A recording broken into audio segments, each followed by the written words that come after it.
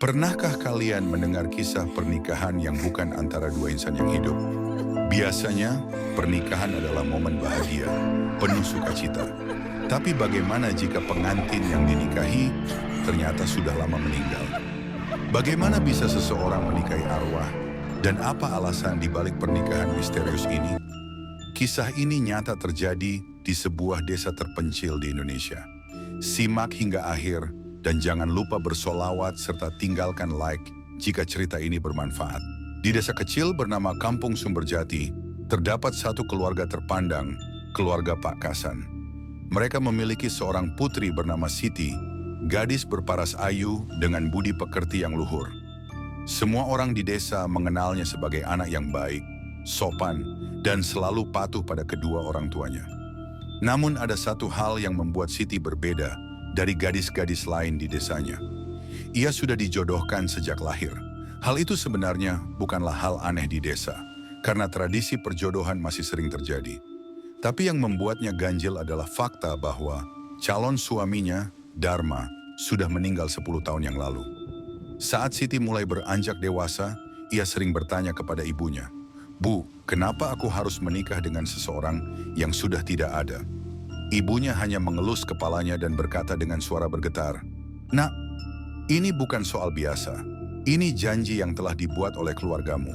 Sebuah janji yang tak bisa dibatalkan."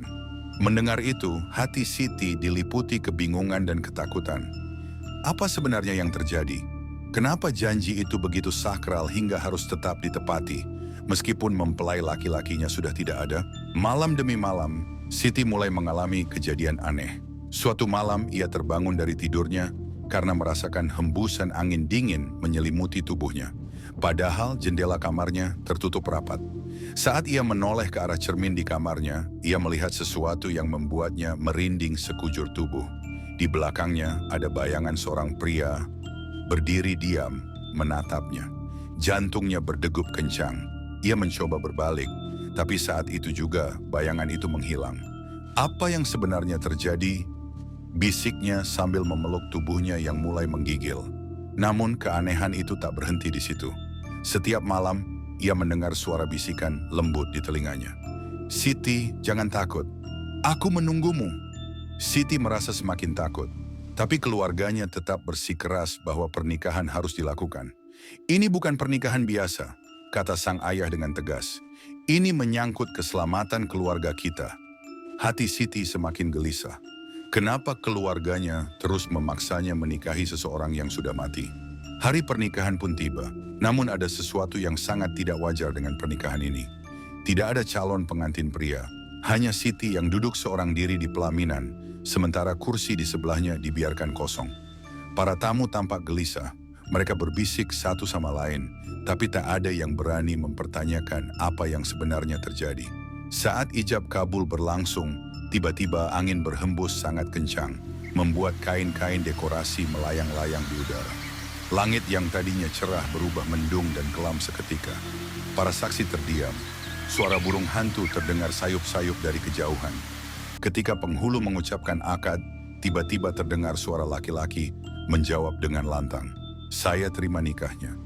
Semua orang terdiam. Suara itu bukan suara manusia biasa. Siti merasakan tangannya tiba-tiba dingin, seakan-akan ada seseorang yang menggenggamnya.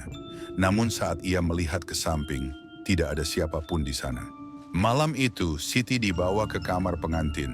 Ia duduk di atas tempat tidur, jantungnya berdegup kencang. Ia tahu bahwa sesuatu akan terjadi malam ini. Udara di kamar semakin dingin. Lampu tiba-tiba berkedip-kedip, lalu mati seketika. Dalam gelap, ia mendengar langkah kaki mendekat. Siti menahan napas. Ia tahu ada seseorang di ruangan ini, meskipun ia tidak bisa melihatnya. "Siti," sebuah suara berbisik tepat di telinganya. Perlahan, sesosok bayangan pria muncul di hadapannya. Wajahnya pucat tapi matanya tajam. Itu adalah Dharma. "Siti, aku tidak ingin ini terjadi," katanya pelan. "Tapi aku harus menepati janji." Siti menggigil ketakutan. "Janji apa?" "Ayah kita pernah berjanji akan menikahkan kita. Tapi sebelum itu terjadi, aku mengalami kecelakaan dan meninggal dunia. Namun keluargamu tetap mengikat janji itu. Mereka percaya bahwa jika janji ini tidak dipenuhi, keluargamu akan mengalami bencana besar. Air mata Siti mengalir. Tapi kau sudah meninggal. Dharma tersenyum sedih. Aku tahu, tapi jiwaku tidak bisa pergi sebelum pernikahan ini terjadi. Siti terdiam. Seumur hidupnya, ia tidak pernah percaya dengan hal-hal gaib. Tapi kini ia mengalaminya sendiri. Pagi harinya, ketika keluarganya masuk ke kamar, mereka menemukan sepucuk surat di atas meja. Di dalamnya tertulis, "Terima kasih Siti, aku bisa pergi dengan tenang sekarang." Saat itu Siti merasa bebannya perlahan Setelah pernikahan aneh itu, Siti mengira semuanya akan kembali normal. Tapi ternyata teror justru semakin menjadi-jadi. Malam itu Siti sedang duduk di kamar, mencoba memahami semua yang terjadi. Namun tiba-tiba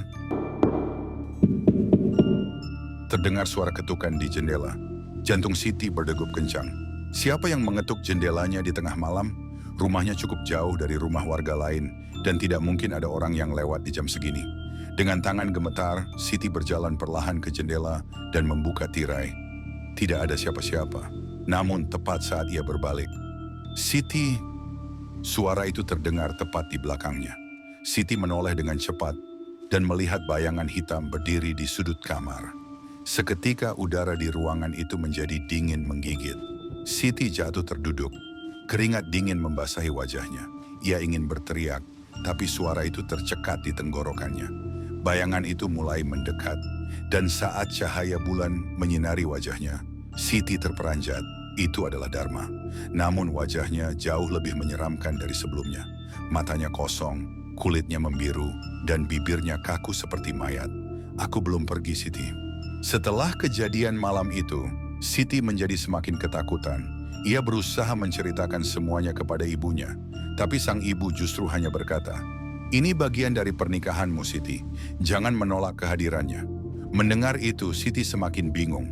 Maksudnya, apakah ini berarti ia harus menerima arwah suaminya? Tapi bagaimana mungkin ia bisa hidup dengan seseorang yang sudah mati? Ketika malam tiba, suara langkah kaki kembali terdengar di rumahnya. Siti mencoba untuk mengabaikannya, tetapi setiap kali ia memejamkan mata, ia merasakan kehadiran seseorang duduk di tepi ranjangnya. Udara di sekitarnya menjadi semakin dingin. Perlahan, Siti membuka mata, dan di sanalah Dharma duduk di sampingnya. "Kau milikku, Siti." Siti menahan napas. Selamanya. Siti berpikir mungkin semua ini hanyalah mimpi buruk yang dipengaruhi oleh ketakutannya sendiri. Namun kejadian aneh mulai terjadi pada tubuhnya. Setiap bangun tidur, ia menemukan lebam-labam di pergelangan tangannya, seolah-olah seseorang telah menggenggamnya dengan sangat kuat. Kadang, ia terbangun dengan rambutnya terurai berantakan. Meskipun sebelum tidur, ia selalu mengikatnya. Bahkan suatu hari, ketika ia bercermin, ia melihat sesuatu yang membuatnya hampir pingsan. Di lehernya, terlihat bekas ciuman hitam kebiruan. "Ini tidak mungkin," bisik Siti. Ia segera menutupi lehernya dengan syal, tak ingin orang-orang melihat. Tapi dalam hatinya, ia tahu Dharma semakin kuat. Siti tak bisa tinggal diam. Ia akhirnya memutuskan untuk menemui seorang kiai tua bernama Kiai Syamsul, yang dikenal memiliki ilmu agama yang sangat tinggi. Saat ia menceritakan semuanya, Kiai Syamsul hanya menghela napas panjang dan berkata, "Ini bukan sekadar pernikahan biasa, Siti. Kau telah terikat dengan arwah yang tak seharusnya berada di dunia ini." Mendengar itu air mata Siti mengalir. "Apa yang harus aku lakukan, Kiai?" Kiai Syamsul menatapnya dalam-dalam dan berkata, "Jika arwah itu masih berada di sini, itu berarti ada sesuatu yang belum selesai. Kau harus mencari tahu apa yang membuatnya terikat dan membebaskannya." Siti menggigit bibirnya. Mungkinkah ada rahasia lain yang selama ini disembunyikan oleh keluarganya? Setelah bertemu Kiai Syamsul, Siti pulang dengan hati penuh tanda tanya. Ia langsung menemui ibunya dan mendesaknya untuk menceritakan semua yang sebenarnya terjadi. Akhirnya, sang ibu meneteskan air mata dan mengaku, "Siti, maafkan ibu. Sebenarnya Dharma tidak meninggal karena kecelakaan biasa. Dia mati karena kutukan." Siti terbelalak. Kutukan apa, Bu? Ibunya menarik napas dalam. Dharma dan keluarganya pernah melanggar janji dengan seorang dukun sakti. Mereka tidak menepati sumpah mereka, dan akibatnya Dharma harus mati sebagai bayaran. Tapi sebelum meninggal, ia bersumpah akan kembali dan tetap menikah dengan anak keluarga kami. Dan itu adalah kau, Siti. Tubuh Siti terasa lemas. Jadi selama ini, ia bukan hanya terikat oleh janji keluarga, tapi juga oleh kutukan mengerikan. Mata Siti memandang ibunya dengan penuh ketakutan. Apa yang harus aku lakukan sekarang, Bu? Setelah mengetahui bahwa dirinya terikat oleh kutukan, Siti merasa semakin putus asa. Malam itu, ia memutuskan untuk meninggalkan rumah. Namun ketika ia mulai mengemas barang-barangnya, suara berat berbisik di telinganya. Kau tidak akan pergi kemana-mana, Siti. Jantung Siti hampir berhenti berdetak. Dharma ada di belakangnya. Siti langsung berlari keluar kamar, tetapi pintu rumah terkunci sendiri. Lampu-lampu padam, suasana menjadi gelap gulita. Benda jatuh dari atas lemari. Siti menjerit. Ia meraba-raba mencari jalan keluar, tapi suara langkah kaki Dharma semakin mendekat. Kau adalah istriku. Aku tidak akan membiarkanmu pergi. Dalam ketakutan, Siti meraih Al-Quran yang tergeletak di meja dan memeluknya erat. Begitu ia membaca ayat kursi, suara langkah itu menghilang. Tapi udara di sekitarnya masih terasa dingin dan penuh aroma bunga melati. Dharma masih ada di sana. Esok paginya, Siti terbangun dengan tubuh lemas. Ia merasa seperti kehabisan energi. Ketika melihat ke cermin, ia hampir tidak percaya dengan apa yang ia lihat. Rambutnya mulai memutih. Kulitnya menjadi lebih pucat. Seolah-olah ia sedang menua dengan cepat. Siti terhuyung mundur. Apa yang sedang terjadi padanya? Saat itu ibunya masuk ke kamar dan langsung berteriak histeris. Siti, astagfirullah, wajahmu. Siti menangis. Bu, aku takut. Sang ibu hanya bisa menggigit bibir. Ia tahu kutukan ini semakin kuat. Jika tidak dihentikan, Siti akan mati sebelum waktunya. Dalam keputusasaan, ibunya membawa Siti ke seorang dukun sakti bernama Mbah Wiryo. Mbah Wiryo adalah orang yang pernah memperingatkan keluarga mereka tentang kutukan ini bertahun-tahun yang lalu. Ketika melihat Siti, Mbah Wiryo menghela napas berat. Akhirnya, saatnya telah tiba. Siti merasa bulu kuduknya meremang. Maksudnya, Mbah? Mbah Wiryo menatapnya dengan mata tajam. Kutukan ini tidak akan berhenti sampai salah satu dari kalian benar-benar pergi. Dharma ingin kau mati agar ia bisa membawamu bersamanya. Tapi kalau kau ingin bertahan hidup, kau harus menghadapinya dan memutus ikatan ini selamanya. Siti menggenggam tangannya erat. Ia tidak ingin mati. Tapi bagaimana caranya menghadapi sesuatu yang bahkan bukan manusia lagi? Mbah Wiryo mempersiapkan sebuah ritual untuk memutus ikatan antara Siti dan Dharma. Di sebuah hutan keramat, mereka menyalakan api unggun besar dan meletakkan benda-benda peninggalan Dharma di dalam lingkaran garam. Siti diminta untuk berdiri di tengah lingkaran itu, sementara Mbah Wiryo membaca doa-doa khusus. Awalnya, semuanya berjalan lancar. Namun, ketika Mbah Wiryo menyebut nama Dharma, angin kencang tiba-tiba berhembus, api unggun bergoyang liar, dan dari dalam kegelapan, Dharma muncul. Wajahnya semakin menyeramkan, matanya merah menyala. Siti, kenapa kau melakukan ini kepadaku? Siti mulai menangis. Aku ingin hidup, Dharma. Kau sudah mati. Namun Dharma hanya tersenyum miring. Kau tidak bisa melarikan diri. Kau sudah menjadi bagianku. Tiba-tiba Dharma menerjang ke arah Siti. Saat Dharma hampir menyentuhnya, Mbah Wiryo melemparkan segenggam garam ke arahnya. Arga! Dharma menjerit kesakitan. Tubuhnya mengepulkan asap hitam. Tapi ia belum menyerah.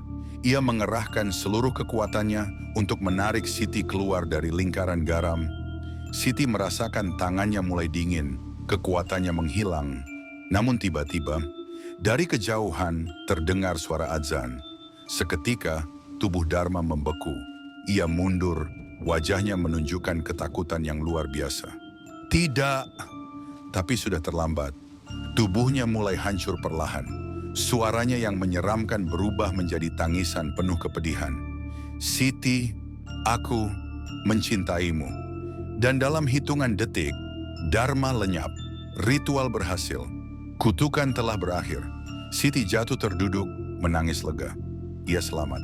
Untuk pertama kalinya dalam hidupnya, ia benar-benar merasa bebas. Setelah malam penuh kengerian itu, Siti dan ibunya kembali ke rumah dengan tubuh yang lelah, tetapi hati yang lebih tenang. Namun ada satu hal yang terasa ganjil. Rumah mereka terasa berbeda. Udara yang tadinya selalu dingin, kini terasa lebih hangat. Tidak ada lagi suara aneh di malam hari. Tidak ada lagi bayangan hitam di sudut ruangan. Namun di dalam hati Siti masih ada rasa hampa. Dharma sudah pergi, tetapi sebagian dari dirinya masih tertinggal dalam kenangan. Ia tidak bisa membenci Dharma. Walaupun arwahnya mengikatnya dengan kutukan, di masa lalu, Dharma pernah benar-benar mencintainya. Siti duduk di teras, menatap langit yang mulai terang. "Apakah kau benar-benar sudah tenang, Dharma?" Bisiknya pelan, hanya suara angin yang menjawab. Tapi Siti memilih untuk percaya bahwa ini adalah akhir dari penderitaan mereka berdua. Beberapa hari setelah ritual, Siti mulai menjalani hidupnya kembali. Ia mulai bisa tidur dengan nyenyak, mulai bisa tersenyum lagi. Namun suatu malam sesuatu yang aneh terjadi. Saat ia mematikan lampu kamar dan berbaring di tempat tidur, ia merasakan hembusan angin di telinganya. Siti, matanya terbuka lebar, ia tidak berani bergerak, jantungnya berdebar kencang. Namun kali ini, suara itu tidak terdengar menyeramkan. Suara itu terdengar tenang. Pelan-pelan Siti menoleh, dan di cermin di seberang ruangan, ia melihatnya, bayangan Dharma. Ia tidak lagi menyeramkan, tidak lagi berlumuran darah. Ia hanya berdiri di sana, tersenyum lembut. "Terima kasih, aku akan pergi sekarang." Siti menatapnya dengan mata berkaca-kaca. "Pergilah dengan tenang, Dharma." Dan dalam sekejap, bayangan itu menghilang. Malam itu, untuk pertama kalinya sejak lama, Siti tidur dengan damai. Setelah semua yang terjadi, Siti memutuskan untuk meninggalkan desa. Ia ingin memulai hidup baru di tempat yang tidak mengingatkannya pada masa lalu yang kelam. Sebelum pergi, ia mengunjungi makam Dharma. Ia membawa setangkai bunga melati dan meletakkannya di atas tanah yang masih lembab. "Aku sudah memaafkanmu, Dharma. Semoga kau mendapatkan ketenangan di sana." Angin berhembus pelan. Siti tersenyum kecil. Ia tahu, ini bukan akhir dari segalanya. Ini adalah awal yang baru. Dengan langkah mantap, ia pergi meninggalkan makam itu, meninggalkan masa lalu, dan melangkah menuju masa depan. Meski Dharma telah pergi, kisah tentang Dharma tetap hidup di desa itu. Beberapa warga desa mengaku masih melihat bayangan hitam di sekitar rumah tua Siti. Ada yang mengatakan, di malam-malam tertentu, dari kejauhan, terdengar suara lirih seseorang menyebut nama Siti. Namun, tidak ada yang benar-benar yakin. Apakah Dharma benar-benar pergi? Ataukah ia masih ada di sana, menunggu sesuatu? Hidup terus berjalan. Siti kini hidup di kota kecil, memulai kehidupan yang lebih baik. Namun, setiap kali ia mencium wangi melati yang tertiup angin, ia akan menutup mata dan tersenyum. "Terima kasih Dharma, karena pernah menjadi bagian dari hidupku." Dan begitulah kisah ini berakhir. Namun satu hal yang harus kita ingat, kadang cinta bisa bertahan lebih lama daripada hidup itu sendiri.